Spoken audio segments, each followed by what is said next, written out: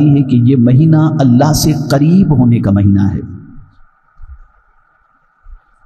امت مسلمہ کی سوچ سب سے قریب ہونے کی ضرور ہے، لیکن رب سے قریب ہونے کی نہیں۔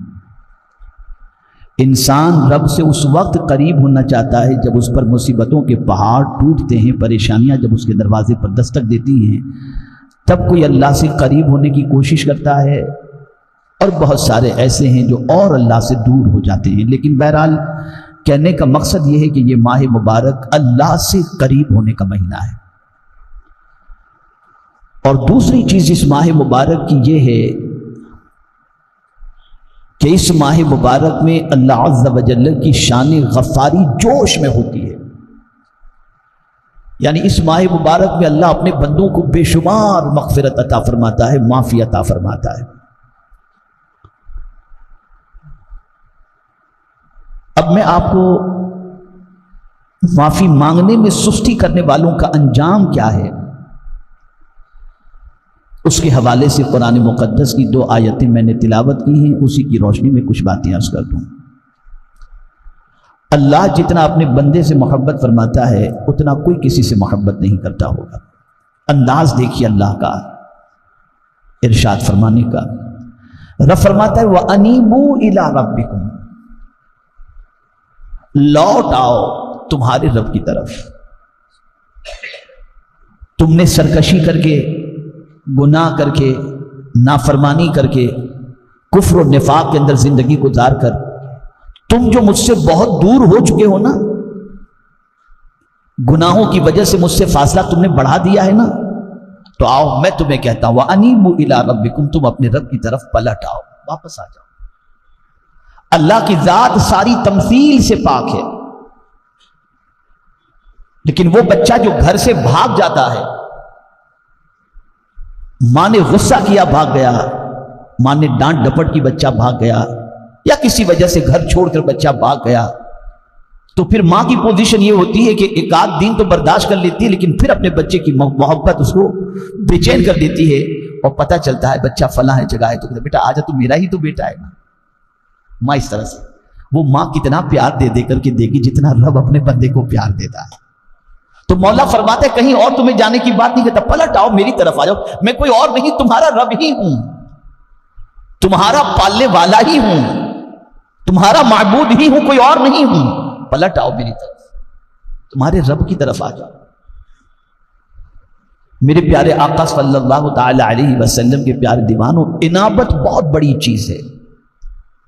اللہ کی طرف لوٹ آنا، اللہ کی طرف پلٹنا، اللہ کی طرف رجوع کرنا، یہ اللہ کو اتنا پسند ہے جس کی کوئی انتہا نہیں۔ اور آپ دیکھتے ہوں گے کہ بھاگے ہوئے بچے سے ماں بھاگنے سے پہلے اتنا پیار شاید کہ کرتی ہو، لیکن جب بھاگا ہوا بچہ پلٹ کر ماں کے پاس آتا ہے تو ماں اپنی سینے سے لگا لیتی۔ تو بھاگا ہوا بچہ پلٹ کر جب ماں کے پاس آئے تو ماں اپنے سینے سے لگا لیتی ہے۔ تو کروڑوں ماں نہیں بلکہ ساری مائیں جس رب پر قربان، جب بندہ اپنے رب سے بھاگ کر چلا جاتا ہے اور جب وہ پلٹ کر آتا ہے تو اللہ کی رحمت اپنے بندے کو اپنی آغوش کے اندر لے لیتے ہوئے نظر آتی ہے، بہت پیار کرتا ہے۔ بندے کہاں چلا گیا تھا؟ کیا ملا تجھے گناہ کر کے؟ کیا برائیاں کر کے تجھے سکون مل گیا؟ برائیوں میں زندگی گزار کر تجھے کیا مل گیا؟ مجھے یہاں پر ایک بڑا پیارا واقعہ یاد آ گیا اتفاق سے۔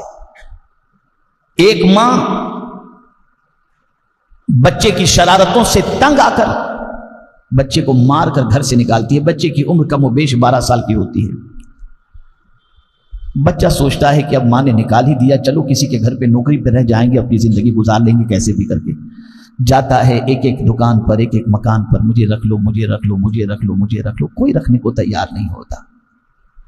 جب کوئی نہیں رکھتا تو بچہ جو ایک دم تھک کے چور چور ہو چکا تھا، پلٹ کر پھر آ کر کے اپنے ماں کے گھر کے دروازے پر آ کر کے بیٹھ جاتا ہے۔ تھکا اتنا تھا کہ ماں کی دہلیز پر پہنچ کر جیسے ہی سر رکھتا ہے اس کی آنکھ لگ جاتی ہے۔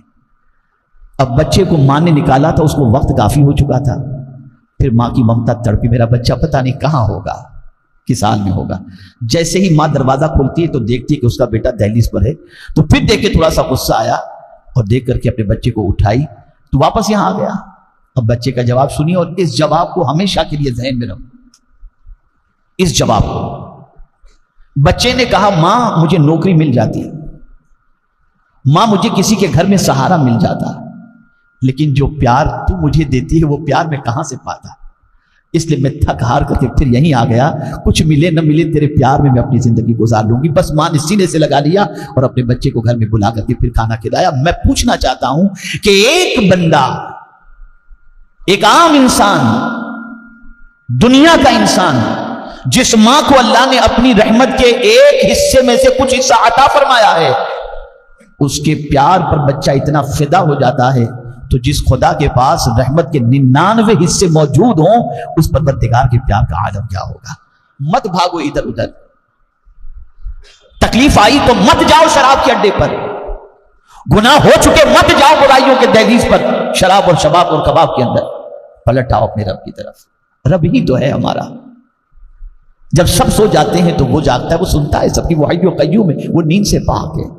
تو میرا رب پیار سے فرماتے پلٹ آؤ، بڑے مہینے ہم نے تم کو دیے، آ جاؤ، لوٹ آؤ اپنے رب کی طرف آ جاؤ.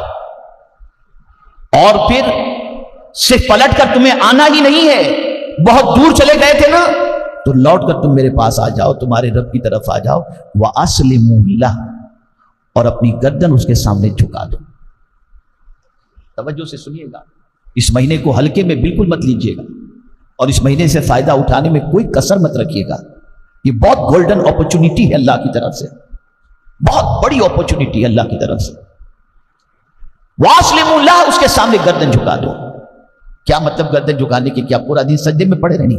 اس کے حکم کے سامنے سرنڈر ہو جاؤ. وہ جو کہے مانو، اس کی بات مانو، اس کے ارشاد کے خلاف عمل مت کرو. تم ٹال مٹول مت کرو، بس بعد میں دیکھیں گے، ابھی تھوڑا سا اور دھندا کر لیں، تھوڑا سا اور پیسہ حرام کا جمع کر لیں، کچھ جمع ہو جائے، پھر بینک بیلنس ہو جائے، پھر اس کے بعد توبہ کر لیں گے. یہ کاروبار تھوڑا چلنے دیجیے. لوگ بہت سارا حرام کا کاروبار کرتے ہیں تو سوچتے ہیں یار تھوڑا سا اور جمع ہو جائے پھر توبہ کر لیں گے، ابھی تو اور تھوڑا سا چاند سے فائدہ اٹھا لیں. یہ سب دنیا میں چلتا ہے. قرآن کہتے ہیں نہیں، اس کے سامنے سر جھکا دو، ٹال مٹول مت کرو. کیا تمہیں خبر ہے کہ جو سانس اندر گئی ہے وہ باہر نکلے گی؟ کیا تم جانتے ہو کہ پھر تمہیں لوٹنے کا موقع ملے گا؟ کیا تم جانتے ہو کہ پھر تمہیں توبہ کا موقع ملے گا؟ نہیں. اس لیے فوراً اللہ کے سامنے سر جھکا دو، اس کے حکم کے سامنے سر جھکا دو. اور اگر تم، اب دیکھیے تنبیہ آ رہی ہے اللہ کی طرف سے، پیار بھی ہے اور ڈانٹ ڈپٹ بھی ہے اور سمجھانا بھی ہے. اور اگر تم یہ سمجھتے ہو کہ بعد میں کر لوں گا تو سن لو، بعد کی بات پر مت جاؤ. من قبل ان یاتیکم العذاب، اس سے پہلے کہ تم کو عذاب گھیر لے، آ جائے تمہارے اوپر عذاب، اس سے پہلے توبہ کر لو. ابھی تم بچے ہوئے ہو، ابھی تم بچے ہوئے ہو، ابھی تم کو مہلت دی جا رہی ہے ہماری طرف آنے کی. آ جاؤ ہماری طرف، سر جھکا دو، ورنہ کبھی عذاب آئے گا تو ساری دنیا مل کر کے بھی تم کو تمہاری مدد کرنا چاہے تو ثم لا تنصرون، کوئی تمہاری مدد نہیں کر سکتا، کچھ بھی تمہاری کوئی مدد نہیں کر سکتا. یہاں سے ان لوگوں کے لیے سبق ہے جو لوگ اللہ کی طرف آنے کے اندر، لوٹنے کے اندر، پلٹنے کے اندر ٹال مٹول کرتے ہیں. کسی کو نہیں خبر کہ کب اللہ کی طرف سے عذاب آ جائے. اب یہ آیت فرمانے کے بعد، یہ ارشاد فرمانے کے بعد وَأَنِيبُوا إِلَىٰ رَبِّكُمْ وَأَسْلِمُوا لَهُ مِن قَبْلِ أَن يَأْتِيَكُمُ الْعَذَابُ ثُمَّ لَا تُنصَرُونَ. اب پھر اس کے بعد ایک اور حکم آ گیا، اور یہ پہلے کے حکم کے مقابلے میں تھوڑا سا وسیع اور تھوڑا سا سخت ہے. فرمایا حکم کے سامنے صرف سر نہیں جھکانا، وَاتَّبِعُوا أَحْسَنَ مَا أُنزِلَ إِلَيْكُم مِّن رَّبِّكُم. اللہ عز و جل کے پاس جو نعمتیں ہیں، ان نعمتوں میں جو سب سے اچھی نعمت ہے، توجہ چاہوں گا غور سے سماعت فرمائیں، اللہ کی نعمتوں میں جو نعمت سب سے اچھی ہے وہ کیا ہے؟ اللہ کی کتاب، جو اس نے آسمان سے نازل فرمائی. جتنی بھی نعمتیں اس نے عطا فرمائی، ان نعمتوں میں سب سے عظیم اور حسین نعمت قرآن مقدس ہے. اب قرآن کہتا ہے وَاتَّبِعُوا أَحْسَنَ مَا أُنزِلَ إِلَيْكُم مِّن رَّبِّكُم، جو تمہارے رب کی طرف سے اچھے میں اچھی چیز نازل ہوئی اس کی پیروی کرو، اس کی اطاعت کرو، اس کے اتباع کرو، اس کے پیچھے چلو. یہاں جب مزاج ہی مسلمان کا یہ بن چکا ہے، مولانا آج کے دور میں قرآن پر عمل کر کے بھوکے مر جائیں گے. مرو بھوکے، اور کیا کریں. جس کتاب پر عمل کرنے کا اللہ نے حکم دیا، اگر اس کتاب پر عمل کر کے انسان بھوکا مرنے والا ہوتا تو اللہ کبھی اس کتاب پر عمل کرنے کا حکم نہ دیتا. اور یہاں کتاب پر عمل کے بارے میں فرمایا گیا، بعد حصے پر عمل کے بارے میں نہیں کہ بس نماز قائم کر لو، اتنا سا حصہ اس پر عمل کرو. نہیں، جو نازل ہوا یعنی قرآن مقدس، اس نے جو جو کہا ہے اس پر عمل کرو، جو جو حکم دیے ہیں اس کو بجا لاؤ، جن جن چیزوں سے روکا ہے اس سے رک جاؤ. اس لیے کہ یہ کتاب نازل ہی اس لیے کی گئی کہ اس کتاب پر عمل کرو گے تو اللہ تم پر رحم و کرم کی بارشیں نازل فرمائے گا، جیسا کہ خود اس نے اپنی کتاب کے اندر ارشاد فرمایا وَهَذَا كِتَابٌ أَنزَلْنَاهُ مُبَارَكٌ فَاتَّبِعُوهُ وَاتَّقُوا لَعَلَّكُمْ تُرْحَمُونَ. یہ کتاب برکت والی کتاب، اس کو ہم نے نازل کیا، اس کی پیروی کرو اور اللہ سے ڈرو تاکہ تم پر رحم کیا جائے، تم پر مہربانی کی جائے، مہربانی کی بارشیں کی جائے. جتنوں کی زندگی کا جائزہ لیجئے جو اس کتاب پر عمل پیرا تھے، وہ مٹی کو ہاتھ میں لیتے تھے تو مٹی سونا بن جایا. یہ اس کتاب کی برکت تھی، یہ اس کتاب کا احسان تھا، یہ اس کتاب کی برکتیں تھیں.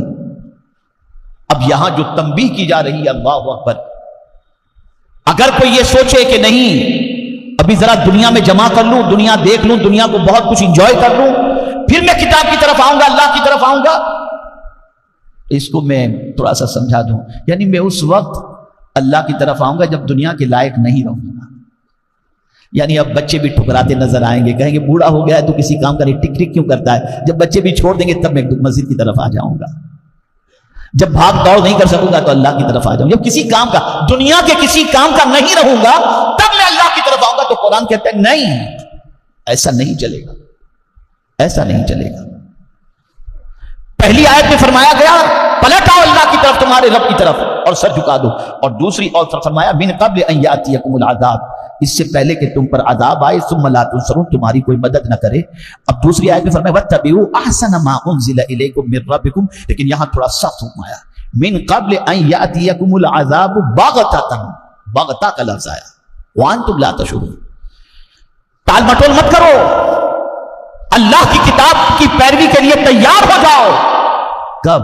اس سے پہلے کہ اچانک، پہلے کیا کہا من قبل ان یاتیکم العذاب، بس اتنا. یہاں تھوڑا سا سخت حکم آیا کہ من قبل ان یاتیکم العذاب بغتۃ، اچانک میں آ جائے. زلزلہ آ گیا، تم تو منصوبے بنا رہے تھے، زلزلہ آیا ختم، بلڈنگ گری ختم، سیلاب آیا ختم، ایکسیڈنٹ ہو گیا ختم. تمہیں خبر، یہ سب اچانک ہوتا ہے. کیا کسی کو خبر ہے کہ کل کا سفر اس کا اطمینان بخش ہوگا؟ کیا کوئی یہ جانتا ہے کہ یہاں سے نکل کر وہ خیر و عافیت سے گھر پر پہنچ جائے گا؟ ابھی بلڈنگوں میں آگ لگتی ہے، کبھی کیا ہوتا ہے، کبھی گر جاتی ہیں، کبھی ایکسیڈنٹ ہو جاتا ہے، کبھی حادثہ ہو جاتا ہے، پتہ نہیں کس کس طرح. یہ من قبل ان یاتیکم العذاب بغتہ، یہ ساری چیزیں اچانک، یہ اچانک.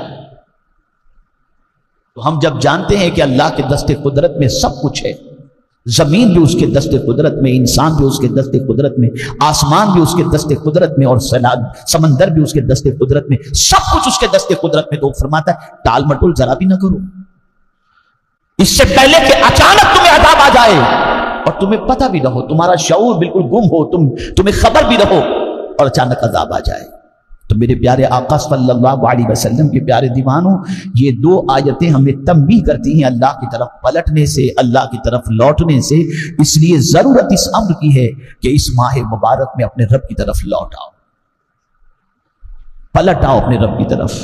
یوں تو ہمیشہ اس کی طرف لوٹنے کا حکم ہے، لیکن اس ماہ مبارک میں اس کی شان غفاری جوش پر ہوتی ہے، اور مغفرت کے لیے بڑا عظیم مہینہ ہے، بڑی عظمت والا مہینہ ہے. میرے پیارے آقا صلی اللہ تعالی علیہ وسلم کے پیارے دیوانوں، اس لیے اس ماہ مبارک کے اندر خاص طور پر کثرت کے ساتھ اللہ کی بارگاہ میں استغفار کریں، روزے رکھیں، اس ماہ مبارک میں تلاوت کریں. اور اس ماہ مبارک کی خاص بات جو قرآن نے بیان کی ہے وہ یہ ہے فَلَا تَظْلِمُوا فِيهِنَّ أَنفُسَكُمْ، ان حرمت والے مہینوں میں اپنی جان پر ظلم نہ کرو. میں موٹے موٹے 2-3 گناہ بتا کر آپ کو عمل کی ترغیب دلا کر گفتگو ختم کرتا ہوں. سب سے پہلے جس چیز سے آج کے بعد آپ کو بچنا ہے وہ بد نگاہی سے. اپنی نگاہوں کو آوارہ مت کرو. لڑکیاں نکلی، عورتیں نکلی، کو موبائل کھولے، یہ گندگی وہ گندگی، اور تانگ جھانک میں. جو شخص اپنی آنکھ کو گندی کر دیتا ہے اللہ اس سے عبادت کی لذت کو چھین لیتا ہے عبادت کی لذت. نگاہوں کی حفاظت کرو، پہلی چیز. دوسری چیز نماز کی پابندی، وہ کسی صورت میں مس نہیں ہونی چاہیے. اور تیسری سب سے اہم جو چیز ہے وہ یہ ہے کہ حضور صلی اللہ علیہ وسلم 70 مرتبہ یا بعض روایتوں کے مطابق 100 مرتبہ رسول اعظم صلی اللہ علیہ وسلم روزانہ استغفار کرتے تھے، یعنی اللہ کی بارگاہ میں مغفرت طلب کرتے تھے، استغفر اللہ ربی من کل ذنب واتوب الیہ۔ آج ہی سے روز کا یہ معمول بنا لو کہ 100 مرتبہ اللہ کی بارگاہ کے اندر استغفار کرو گے، یعنی استغفر اللہ۔ اگر پورا یاد ہے استغفر اللہ ربی من کل ذنب واتوب الیہ تو سبحان اللہ بہت اچھا، اور اگر اتنا بھی یاد نہیں رہتا تو استغفر اللہ استغفر اللہ استغفر اللہ، یہ بھی 100 مرتبہ۔ لیکن شارٹ، اگر پورا یاد ہو تو شارٹ مت پڑھنا، اور اگر پورا یاد نہ ہو اور نہ کر سکو یاد تو 100 مرتبہ صرف استغفر اللہ استغفر اللہ استغفر اللہ بھی پڑھ لو۔ پھر آپ اس کا کمال دیکھیے گا، اللہ عز و جل ارشاد فرماتا ہے فرشتوں سے، میرے فرشتوں یہ بندہ مجھ سے معافی مانگ رہا ہے، ذرا مجھے بتاؤ اس کو معلوم ہے نا میں معاف کرنے والا ہوں؟ فرشتے عرض کرتے ہیں ہاں مولا تو غفار ہے، معاف کرنے والا ہے۔ فرشتوں یہ مجھ سے معاف کرنے والا جان کر کے ہی مجھ سے معافی مانگ رہا ہے نا، تو گواہ ہو جاؤ میں نے میرے بندے کو معاف کر دیا۔